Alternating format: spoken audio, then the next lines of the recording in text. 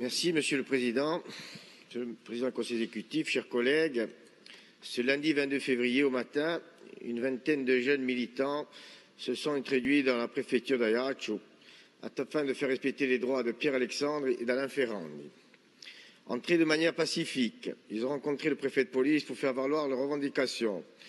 À l'issue de cette rencontre, ils ont été évacués de manière brutale par les forces de l'ordre. Nous condamnons les violences policières et nous n'accepterons pas qu'au sein de nos locaux, des jeunes Corses entrés de manière pacifique pour demander justice se fassent matraquer. Alors que la situation est plus que tendue, ces dérives étatiques entraînent une montée de l'exaspération et pourraient conduire à des situations de violence. Nous estimons que la reprise du dialogue est plus que nécessaire pour aboutir à une solution conforme au droit sur la situation des prisonniers et au-delà. Certains ont pour habitude de nous reprocher notre militantisme, mais nous l'assumons. Nous sommes des militants politiques avant tout, et c'est en ce sens que nous sommes et que nous serons toujours aux côtés de ces jeunes et de tous ceux qui se battent pour leurs idées. Ainsi, nous souhaiterons savoir, Monsieur le Président, quels échanges avez-vous eu au sujet avec le préfet de Corse et quelles sont les voies et les moyens que vous comptez mettre en œuvre pour lutter contre cette répression et au-delà pour faire respecter les droits des Corses. Merci. Merci. Donc, la réponse par le président du Conseil exécutif. Monsieur le conseiller territorial Caramigo, je ne pense pas que le cas d'une question orale, je comprends très bien que vous la posiez, mais je ne pense pas que le cas d'une question orale et la réponse que je vous dois soient adaptés pour faire le tour d'une situation aussi complexe, aussi lourde et aussi douloureuse. Donc moi, je rappellerai simplement quelques principes. Cette Assemblée a voté à l'unanimité pour que le droit soit appliqué, et si le droit est appliqué, le statut de DPS sera levé et ces deux hommes seront rapprochés. Et ce qui est vrai pour Pierre-Alexandre et Alain Ferrandi doit être vrai dès que les conditions juridiques seront remplies pour Yvan Colonne. C'est la première chose, comme pour tout justiciable. Nous l'avons dit, des dizaines de mairies d'intercommunalités ont voté des motions dans des termes identiques. Des associations en Corse, sur le continent et ailleurs, se sont positionnées. Et j'ai envie de dire que l'ensemble des démocrates s'est positionné en faveur de cette issue.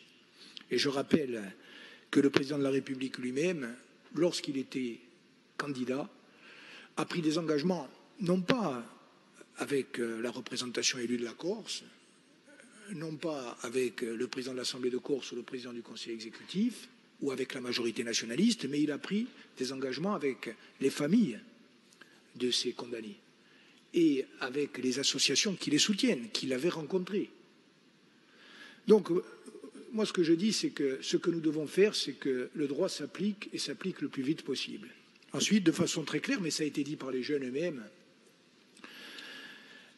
y compris dans des termes vifs, croire ou feindre de croire que ces garçons et ces filles prennent leurs instructions auprès de partis politiques, de la majorité nationaliste ou des élus nationalistes, c'est se tromper totalement.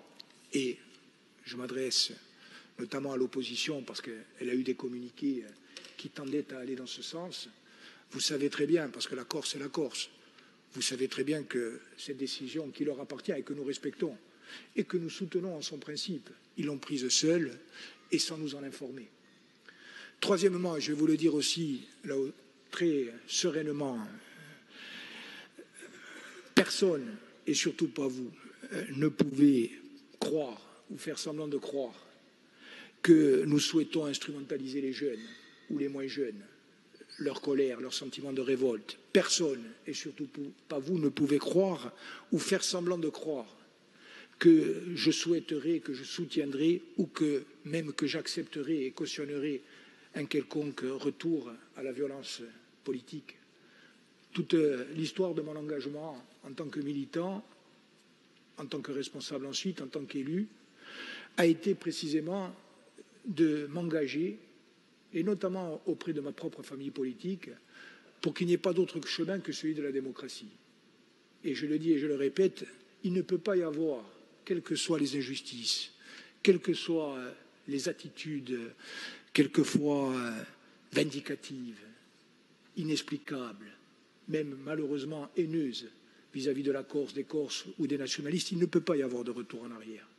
Il ne peut pas y avoir d'autre chemin que celui de la paix. Il ne peut pas y avoir d'autre chemin que celui de la démocratie comme méthode et comme objectif. Et rien ne me fera changer de ligne sur ce point-là. Et je vais m'adresser encore une fois à vous comme je l'ai fait souvent. Nous sommes mieux placés tous ensemble, mieux placés que quiconque pour savoir ce qu'endure un pays, un peuple, des générations, des jeunes, lorsque la violence politique vient miner les rapports sociaux. Les enfants, je dis les enfants, les jeunes gens qui étaient là-bas, vous connaissez leur histoire, pour beaucoup d'entre eux, leur histoire personnelle. Vous savez de quelle douleur, de quel drame, de quelles difficultés ils sont issus et avec quelle souffrance ils ont dû se construire. Je suis sûr qu'aucun de nous ne souhaite cela, ni pour eux, ni pour d'autres. Et nous savons toutes et tous que si nous ne réglons pas le problème qui est en train de se reposer hors notre volonté, dans des termes qui vont possiblement nous conduire à des catastrophes, ce que nous ne voulons pas. Vous savez très bien que celles et ceux qui seront en première ligne demain, ce sera peut-être nous, mais ça sera surtout nos enfants à toutes et à tous, et peut-être nos petits-enfants. Et ça, en tant que femmes et hommes, en tant qu'élus, en tant que citoyens, en tant que responsables politiques, nous ne le voulons pas, et tout simplement, nous devons tout faire pour que ça n'arrive pas. Et moi, je continue à penser qu'il y a un chemin pour la paix et pour la construction politique, d'une solution politique. Et dans cette solution politique, il y aura le retour en Corse de Pierre Alessandri, d'Alain Ferrand et d'Ivan Colonna. Ringraziavi. Donc, la dernière question doit être posée par Pascal